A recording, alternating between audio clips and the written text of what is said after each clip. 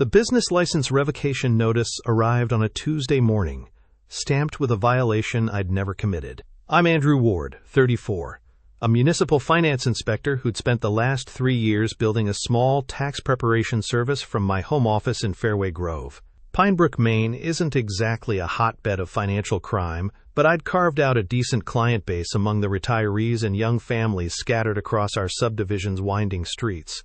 The letter felt wrong immediately. Heavy stock paper, official city seal, but the violation code referenced a zoning ordinance that didn't exist in our residential district. I read it twice. Then, a third time. Notice of business license suspension. Code violation 14.7.3. Unlawful commercial activity in R2 residential zone. Effective immediately. All business operations must cease pending administrative review. The problem was simple. I'd researched every zoning regulation before starting my practice, filed the proper home occupation permit, paid the fees, followed every rule in the municipal codebook. Code 14.7.3 applied to industrial districts only. I called the city clerk's office. The woman who answered sounded confused when I read her the violation number. "That's not a residential code," she said. "Are you sure you copied it correctly?" I was sure. She put me on hold. Came back 5 minutes later with a different tone. "Mr. Ward, I'm showing your file was flagged for review last month. Multiple complaints about excessive client traffic and parking violations." "What complaints? From who?" "I can't release that information over the phone. You'll need to file a formal records request." I hung up and walked to my front window. My driveway was empty, except for my Honda Civic. The street was quiet. It always was. No excessive traffic, no parking violations, no complaints that made any sense. But someone had filed them anyway. I pulled up the city's online portal and submitted a records request for all documents related to my business license. The automated response promised a 5-business-day turnaround. That afternoon, I drove to City Hall anyway. The clerk who helped me was different from the voice on the phone. Younger. More helpful. "Your file's been pulled for review," she said, checking her computer screen. "Looks like the complaint came through official channels." "What kind of official channels?" "Municipal inspector. Someone with access to file formal violations." My stomach dropped. Municipal inspectors in Pinebrook were a small group. We all knew each other, worked together on budget reviews and compliance audits. "Can you tell me which inspector?" She shook her head. "That information requires supervisor approval. You'll need to wait for the records request." I left City Hall with more questions than answers. Drove home through streets that suddenly felt different. Less familiar. Someone I worked with had targeted my business. Used their position to file false complaints. Triggered a suspension based on non-existent violations. The question wasn't what they'd done. The question was, why? The records arrived 4 days later. 43 pages of documents I'd never seen before. The complaint file was thick, detailed, professional. Someone had been watching my house for months. The first report was dated 3 months ago. Observed excessive vehicular traffic between 9 a.m. and 5 p.m. on weekdays. Estimated 12 to 15 vehicles daily accessing residential property for commercial purposes. I counted the days on my calendar. 3 months ago was peak tax season.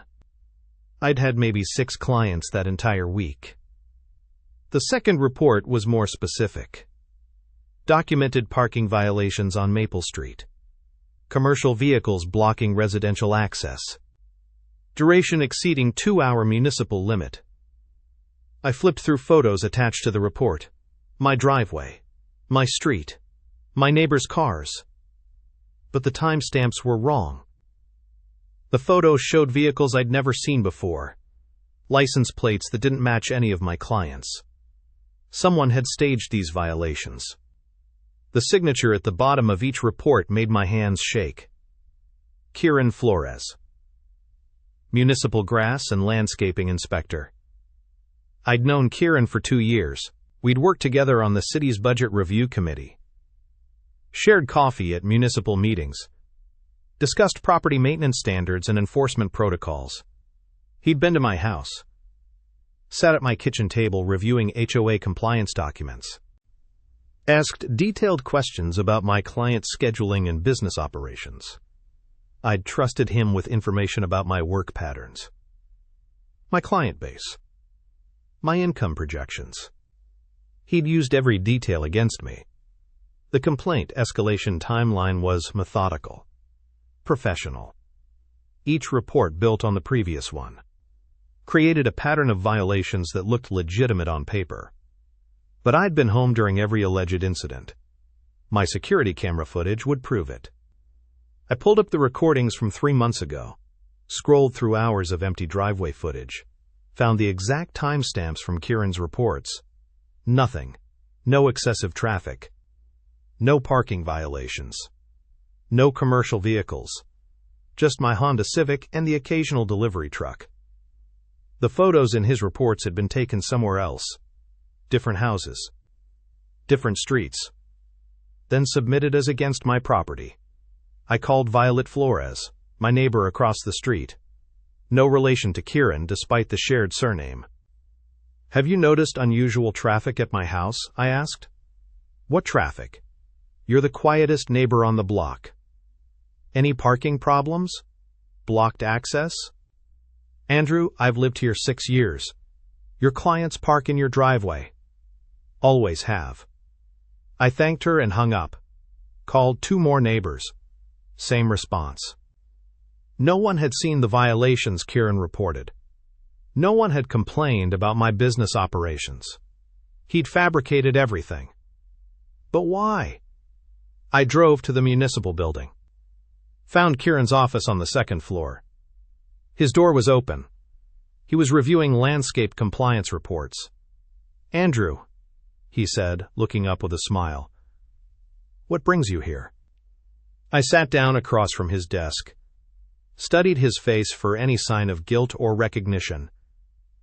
Nothing. Just the same friendly expression he'd worn at my kitchen table. "My business license got suspended," I said. "That's terrible. What happened?" His concern sounded genuine. Professional. Exactly what I'd expect from a colleague. Excessive traffic complaints, parking violations. Someone filed reports with the city. "Do you know who?" I watched his eyes, waited for a tell, a flicker of recognition. Still nothing. "The reports came from a municipal inspector," I said. "Someone with access to official filing systems." "That's concerning. Have you seen the documentation?" He leaned, engaged, helpful. I pulled out the complaint file, set it on his desk. "These are the reports that triggered the suspension." Kieran picked up the first page. Scanned the content. His expression didn't change. Then he saw his own signature. The color drained from his face. His hands stopped moving. The paper trembled slightly. "This is my signature," he said quietly. "Yes. But I didn't write these reports." I waited. Let the silence stretch between us. "Someone forged my signature," he said. "Used my credentials to file false complaints." His voice was steady. Convincing. Almost believable. But I'd seen the security footage, the timestamps, the fabricated. "The photos in these reports," I said. "They're not from my property." "What do you mean?" "I have security cameras. Recorded footage from every date and time listed in your reports. No excessive traffic. No parking violations." Kieran set the papers down, leaned back in his chair. "Someone's trying to frame both of us," he said. "Used my position to target your business." It was a good story. Plausible. Created reasonable doubt about his involvement. But I'd learned something important during my years as a finance inspector. People who lie professionally are often very good at it. "I need to report this to the city administrator," I said. "Absolutely. We should work together to find out who did this." I gathered the papers. Stood to leave. "Andrew," Kieran said, "I'm sorry this happened. We'll figure out who's responsible." I nodded, walked out of his office, but I already knew who was responsible.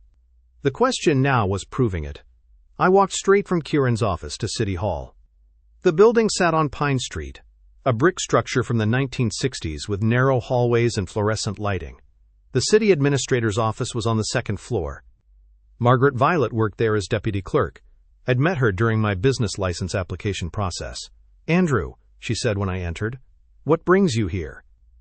I explained the situation, showed her the forged reports, the security footage timestamps that contradicted the complaint dates.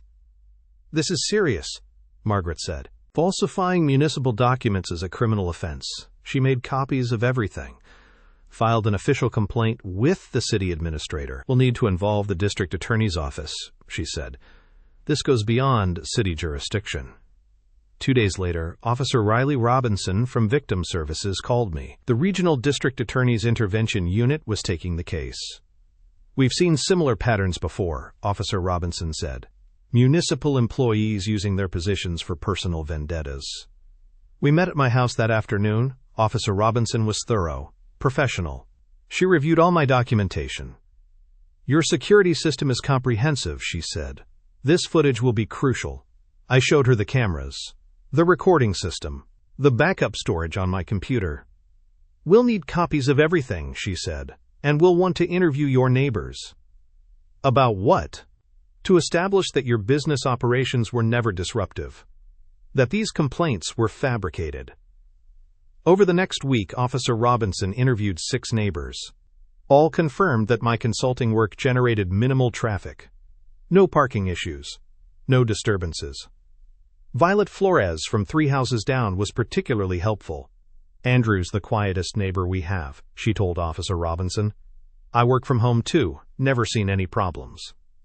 The investigation expanded. Officer Robinson discovered that Kieran had filed similar complaints against 2 other home-based businesses in Fairway Grove. Both cases involved forged signatures. Fabricated. False municipal reports. "He's been doing this for months," Officer Robinson said, "using his position to target people he doesn't like." The pattern was clear. Kieran would identify home businesses through HOA records, research their operations, then file false complaints using his municipal credentials. The city attorney reviewed the TREAM, determined that criminal charges were appropriate. "Forgery in the second degree," Officer Robinson explained. "Official misconduct, harassment." Kieran was arrested on a Thursday morning. The news spread through Fairway Grove within hours. I received a call from the city administrator that afternoon. "Your business license suspension has been lifted," she said. "We're also reviewing all complaints filed by Mr. Flores over the past year." The HOA board held an emergency meeting. Kieran's position as grass inspector was terminated immediately. "We had no knowledge of his actions," board president Thomas Kieran said. "This behavior violates everything our community stands for." The legal process moved quickly. Kieran's attorney negotiated a plea agreement, guilty to all charges, restitution for damages, community service. But the damage to his reputation was permanent. Word spread beyond Fairway Grove. Other municipalities reviewed his inspection reports, found additional irregularities. He resigned from his city position, moved out of the neighborhood within 2 months. The HOA hired a new grass inspector, someone with no personal connections to residents, no history of harassment complaints. My business resumed normal operations, client meetings, project deadlines, the routine I'd built over 3 years. But something had changed in Fairway Grove. Neighbors were more aware, more protective of each other. Violet Flores organized a neighborhood watch program. Not for crime prevention, for harassment prevention. "We need to look out for each other," she said at the first meeting. "Make sure this never happens again." 12 residents attended. We established communication protocols, documentation procedures, support systems for anyone facing similar situations. Officer Robinson visited our second meeting, provided training on recognizing harassment patterns, legal resources, collection techniques. "You handled this case perfectly," she told me afterward. "Your documentation made prosecution possible." The city implemented new oversight procedures for municipal inspectors. Mandatory review of all complaint patterns. Supervisor approval for business license actions. "We're taking steps to prevent this from happening again," the city administrator assured me. But I knew the real protection came from community awareness. Neighbors watching out for neighbors. People willing to speak up when something seemed wrong. The investigation had revealed something important about suburban harassment. It often came from people in positions of minor authority. HOA, board members. Municipal inspectors. Anyone with access to official processes. They used legitimate systems for illegitimate purposes, hid behind bureaucracy, counted on victims being too overwhelmed to fight back. Kieran had miscalculated. He'd targeted someone with the skills to investigate, the persistence to document everything, the resources to fight back. But most harassment victims weren't finance inspectors. They didn't know how to navigate municipal systems, couldn't afford legal representation. That's why the support network mattered, why community awareness was crucial. I started documenting best practices, creating resources for other harassment victims, working with Officer Robinson to develop prevention strategies. The case was closed. Justice had been served. But the work was just beginning. 6 months later, I stood in my home office, reviewing quarterly compliance reports. The business had recovered completely. Client confidence restored. Revenue exceeded pre-harassment levels. The new city oversight procedures were working. No suspicious complaint patterns had emerged. Municipal inspectors operated under enhanced supervision protocols. Kieran Flores had served his community service sentence, paid the restitution in full. His employment with the city had been terminated permanently. The restraining order remained in effect. I hadn't seen him in the neighborhood since the sentencing. But the real victory was community transformation. Our harassment prevention network had grown to 23 households. We'd helped 2 other residents document suspicious activities. Both cases were resolved through early intervention. Violet Flores had become the network's documentation coordinator. Her organizational skills proved invaluable. She maintained our incident tracking system, coordinated with Officer Robinson on training updates. "Prevention is everything," she said during our monthly meeting.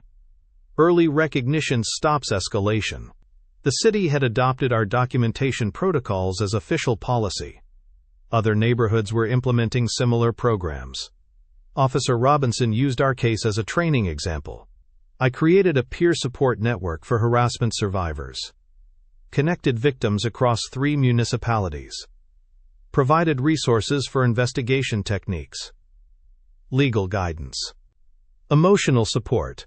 The network had assisted 12 families in 6 months, prevented 4 cases from reaching legal action through early intervention, supported 3 families through successful prosecutions. My finance inspection work had evolved too. I'd developed expertise in municipal compliance issues. Several clients had retained me specifically for harassment-related investigations. The skills that helped me survive Kieran's campaign were helping others fight back. Last week I received a letter from the Maine Municipal Association. They wanted me to speak at their annual conference, share lessons learned about preventing inspector misconduct. The irony wasn't lost on me. Kieran's betrayal had created opportunities I never could have imagined.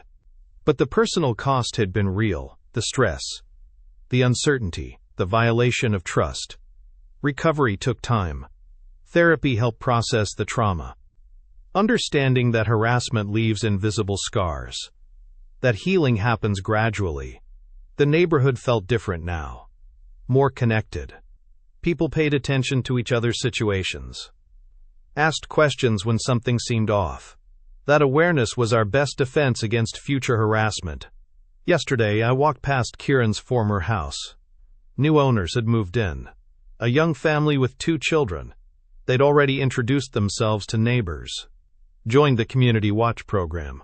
The cycle of trust was rebuilding, slowly, carefully, with better safeguards in place. I thought about the night I'd first noticed the fence discrepancy, how a small anomaly had revealed a massive betrayal. how documentation and persistence had led to justice. The investigation had taught me something important about suburban life. We're more vulnerable than we realize. But we're also more resilient than we know. Community protection requires vigilance, documentation, willingness to when something seems wrong. Most importantly, it requires neighbors who care enough to get involved. The harassment was over. The legal case was closed. The community was stronger. It was finally over, and the silence felt earned.